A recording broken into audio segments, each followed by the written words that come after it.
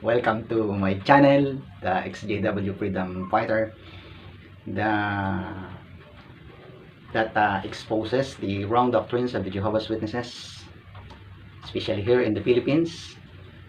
And for this episode, what I'm going to discuss is about the business of the Watchtower, the legal corporation of the religion of the Jehovah's Witnesses, of continuously selling their real properties, which I mean here is the places of worship that they own. So for this episode, I'm going to show you some video clips I've taken of an abandoned kingdom hall here in our circuit.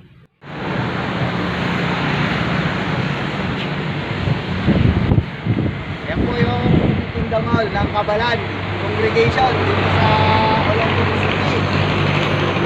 Matagal na nilang inabandon na, mahigit isang taon na. Ngayon po ay may sinasabi yung ilan na kaya nila inabandon na yan ay sapagkat landslide prone area tong area na to. Kung ikot tayo sa likod, makikita natin kung talaga bang may mataas na bundok to, maaaring mag-landslide dito sa Kabalan.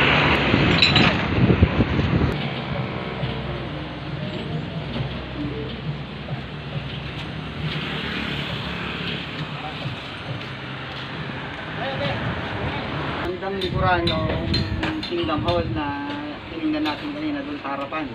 Tara, tingnan natin kung may bundok ba dito sa lugar na to.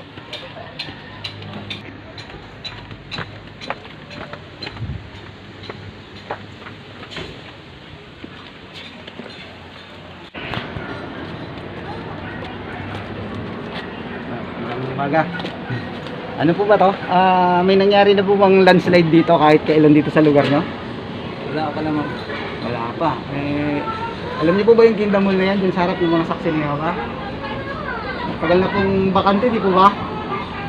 Kasi po yan, ang sabi ng pamunuan nila, kaya pinabakante sa kanila yan dahil landslide prone area daw tong lugar nyo.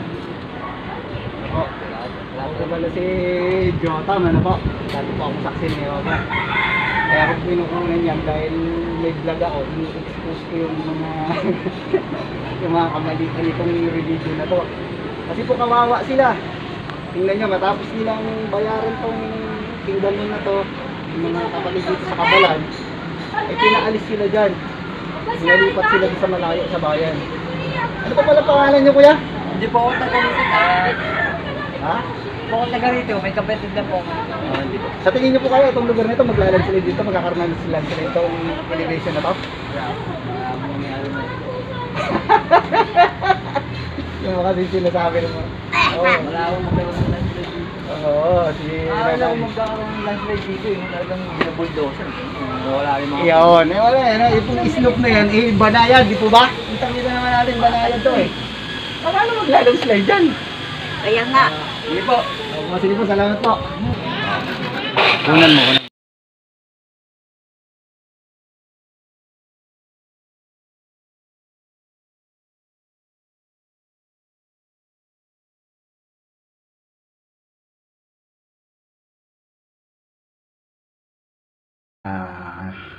Have you seen is the Kingdom Hall of the former Kingdom Hall of the Kabalan congregation in Olongapo City. That is in our circuit here in Bataan, Zambales area.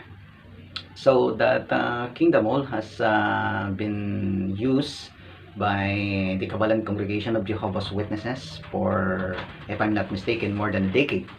And I used to give talks, public talks there, even when I'm yet single, and even on the following years. In fact, our bridesmaid came from that in my wedding, came from that particular congregation. So that kingdom hall that I have shown you in the video is being procured by the Kabalan congregation of Jehovah's Witnesses through the loan arrangement of the Watchtower Society, which is the former way of the Watchtower or the Jehovah's Witnesses to build their own kingdom halls. So on that arrangement, the Watchtower, that former arrangement, because that is not the way the Watchtower or the Jehovah's Witnesses build their kingdom hall nowadays. In the former days, in the former arrangement, the Watchtower,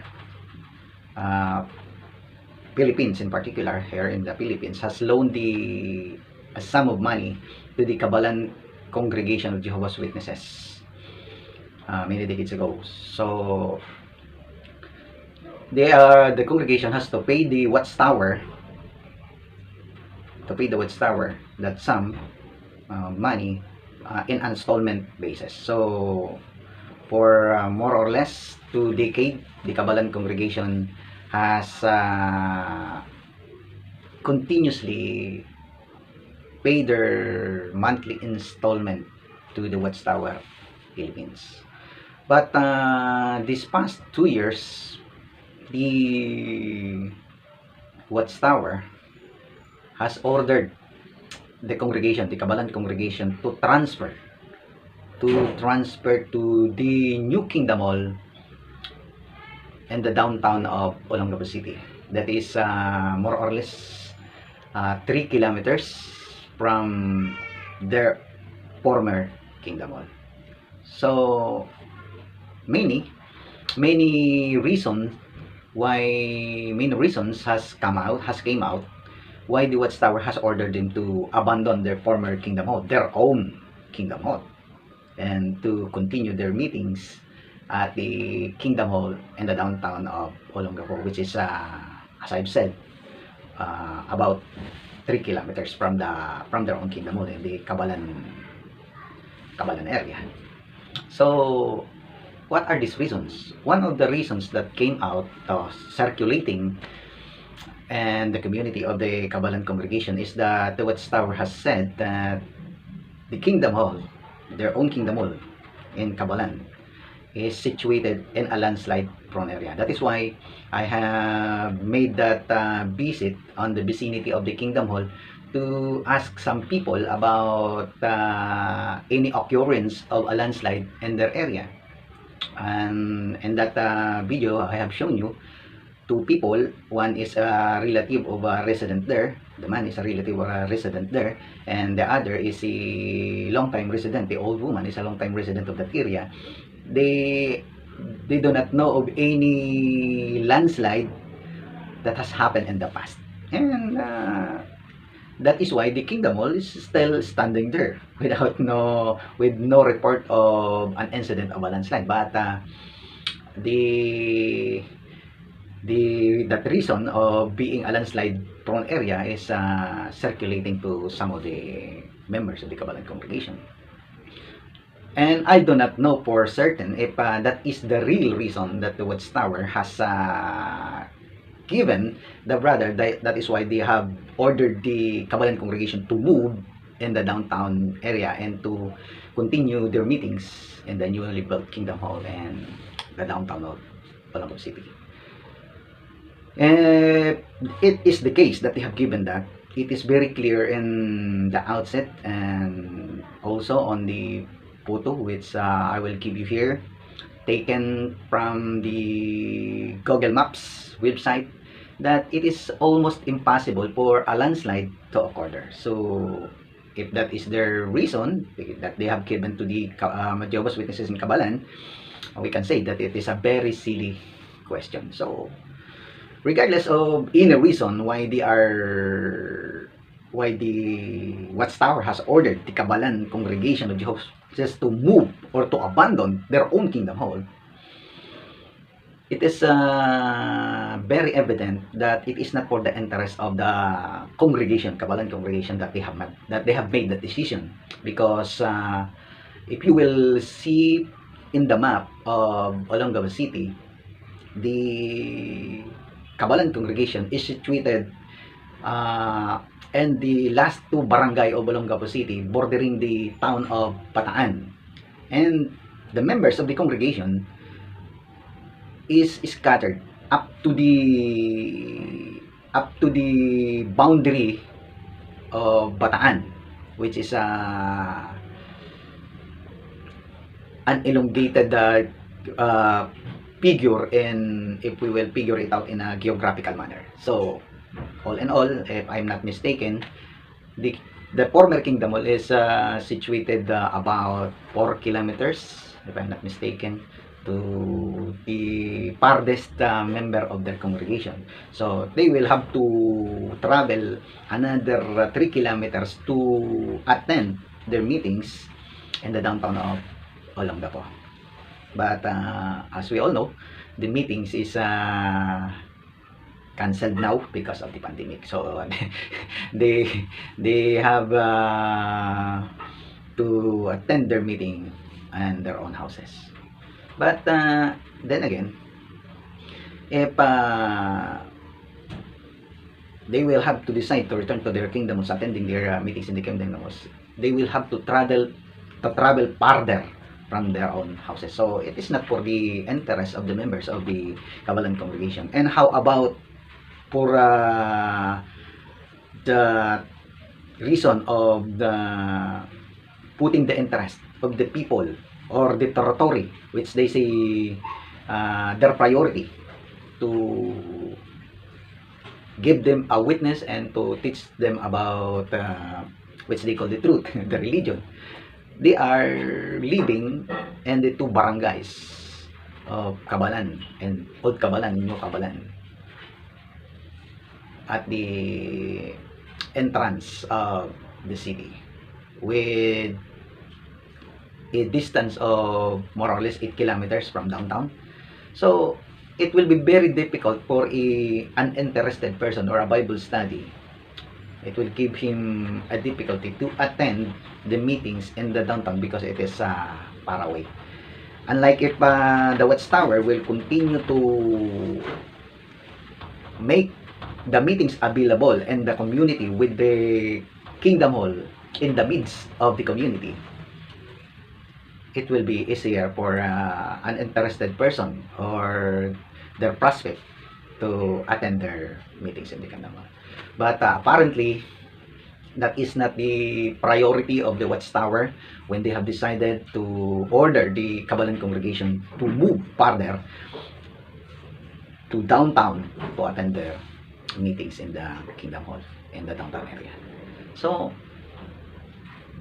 the question here is, the moral question here is it fair, is it right for the Watchtower to just order the Kabalan congregation to abandon their own Kingdom Hall and to attend the Kingdom Hall in the downtown area, and that new Kingdom Hall that they are using, that they will use, they will have to pay or to cash out not only an additional transportation expenses, but also to cash out for the payment of the newly built Kingdom Hall. So if I may liken this situation of the Jehovah's Witnesses in Kabalan congregation, which we all know happening all over the world, this is not an isolated case.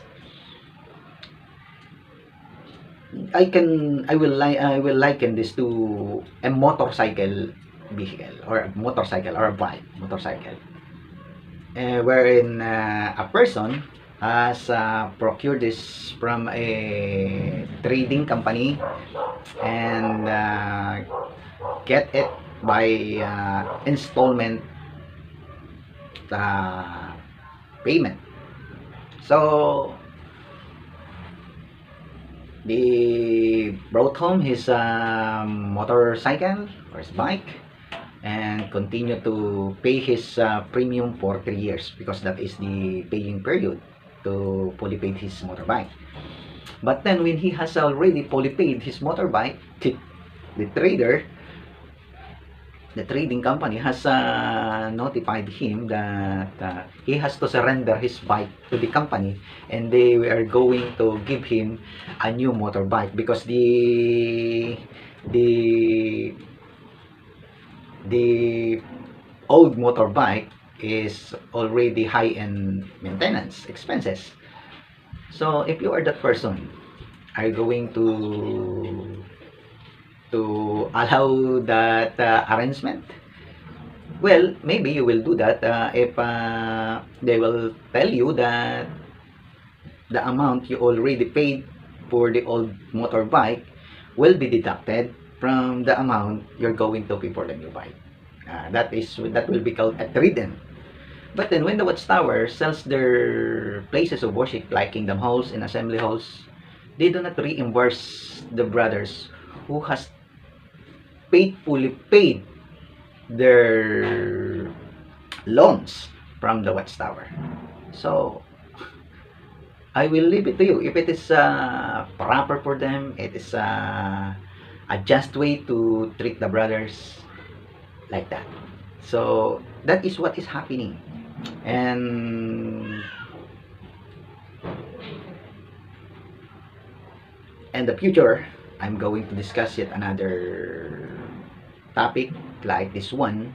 And this is regarding our assembly hall that we have procured for so many years here in the circuit, but in 2018 that will be the last time that we have used that assembly hall here in our circuit. And I do not know if they have already sold that property, but whenever the Watchtower ordered the brothers to abandon specific property, it end up that they're going to sell those property, and it's not practice of them.